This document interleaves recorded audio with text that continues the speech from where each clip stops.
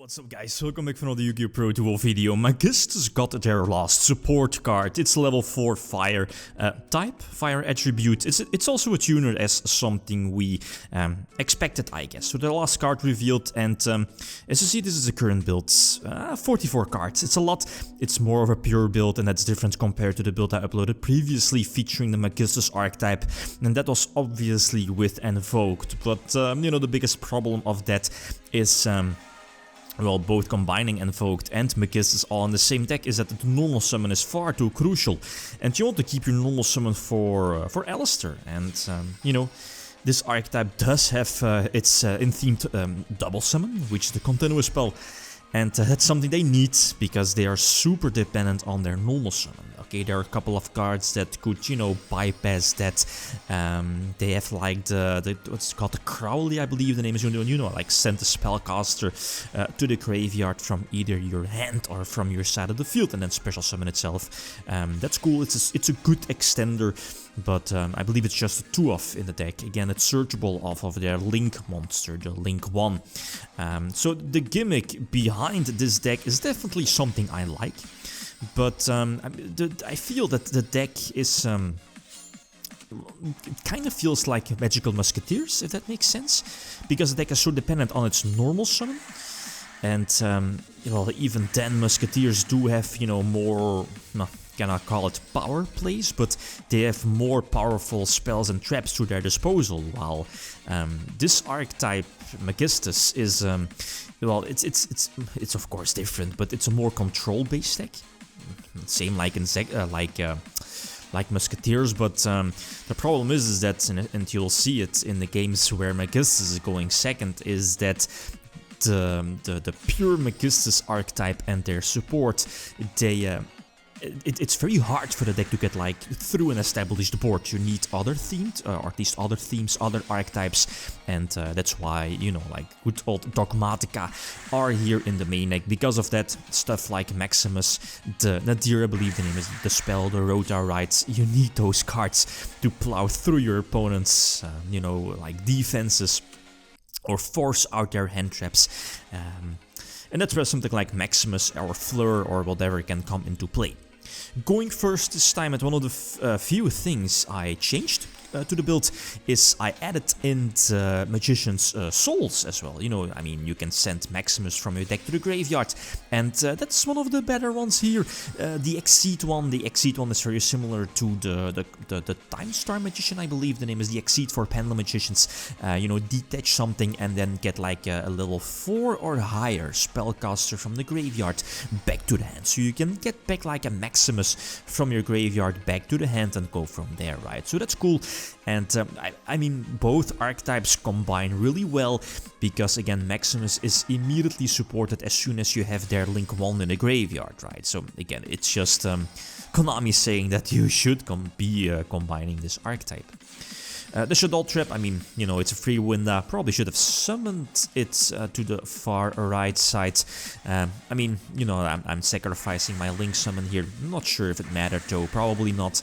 But it's something to keep in mind, since the current extra deck is not running other links, generic links, you know, like stuff like Access Code Talker, the Nightmare Package, Masquerina, whatever. You know, that's something that should be changed.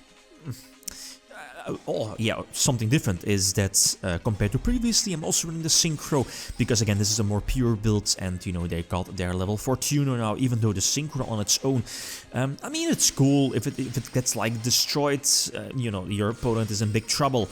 But again, it can be negated, so it's a bit iffy. Maybe I should be looking out for other level 8 synchros. Maybe I should add in the Helgi Fibrex package, because again, their fire is a tuner, but I mean, who cares? Nobody wants to see another Helgi Fibrex video. So anyway, I mean, Omega, you know, you're playing your Dogmatica engine, so stuff like Omega is always kinda a semi-staple in the deck, and you could synchro summon it by using the generic level 4 tuner, the fire one here. Their in-themed Monster Reborn is actually quite good. It's basically an extender for the archetype, but I don't think you need to run more than 2, because again it's searchable and the deck is already counting 44 cards. The only spell that, or at least the only, well, like themed support card that I'm maxing out on, except of course the monsters, is the continuous spell, the Triss, I believe, the card you see here. It's basically their double summon, you know, activate the effect, special summon Magistus from the hand.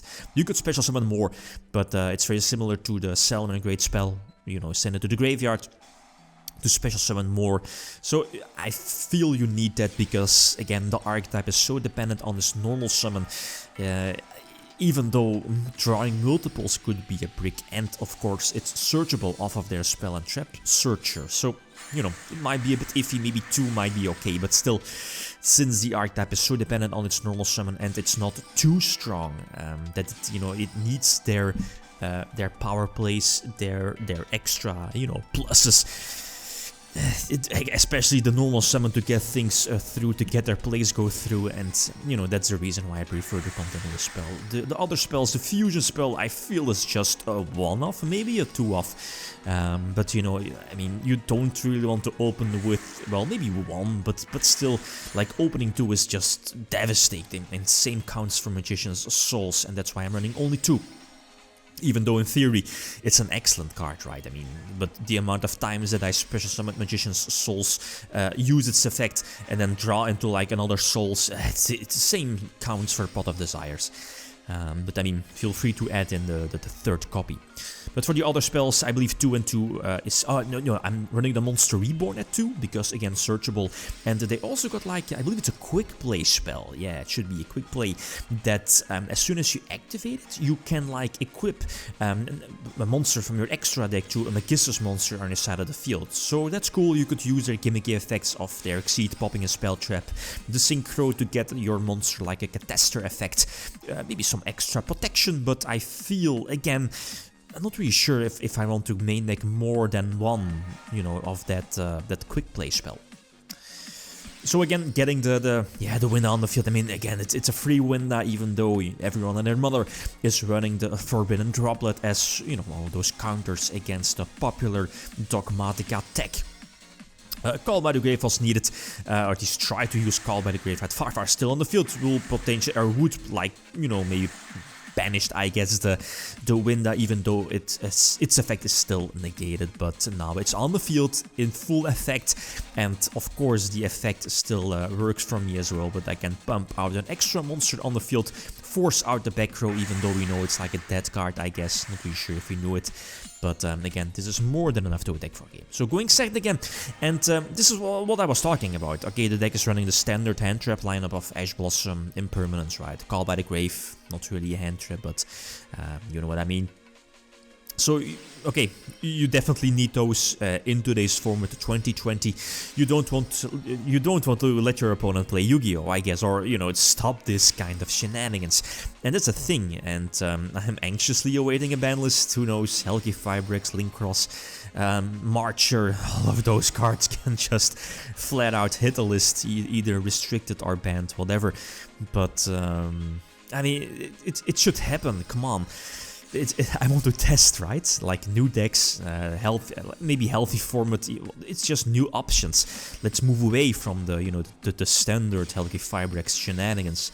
But yeah, even after 2 hand traps, a deck like Emancipator pumping out this particular field, even though it's not that strong. I mean, Appaloosa with a couple of negations, maybe even 1, right? I mean, dropping it to 1600 is not that strong.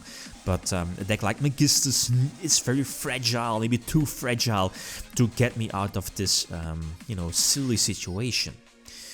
Next example, again, going first, normal summoned, you know, the Spell and Trap Searcher, but get Blossomed. And that's kind of big, since most of the time you'll be summoning or searching their double summon, the continuous spell, to again keep extending your place. And also one of the new cards I added in is the small spellbook package, spellbook draw engine.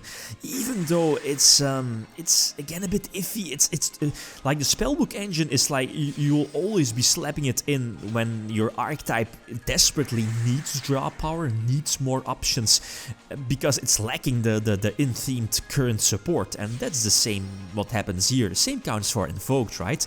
I mean, running the spellbook engine, in theory, the secrets and their destiny draw in theory in like Invoked is fantastic, but you're not seeing it in competitive play, and same feels here.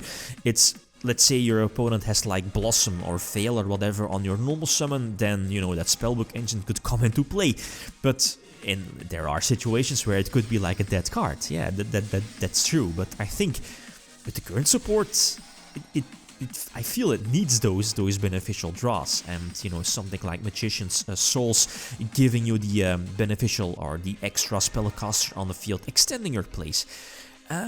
I definitely like it, the spellbook draw engine, but it needs more exploring. Going first, last example, this is cool. I mean, the fire, both the fire and water have like a very similar effect. Equip something from the extra deck and go from there. The water, you know, like draw something, send something back, while the fire runs special summon something from the hand or graveyard. So it's like a debris dragon in that way. You know, plus from the hand, but basically opening up those extra deck plays if needed. So the fire one is definitely solid, definitely good support for this archetype, but it needs more. It definitely needs more. Maybe more extra deck monsters, who knows? Maybe a bigger link monster, a better synchro. You know, like from the top of my head, I don't know, like a good field spell, something that searches, maybe not let the archetype be so dependent on its normal summon. You know, keep like pumping out monsters. That's something that I'm lacking sometimes, is making those big pushes, big plays. I mean, forcing myself to discard something to get like the Crowley on the field for the potential rank 4 seems kinda okay, that's cute, but you know, it's asking so much, right? So much investment. So again, like always, feel free to leave suggestions, guys. That's it. Thanks for watching. Feel free to leave a comment or like if you enjoyed the video. Lithium signing out. Peace.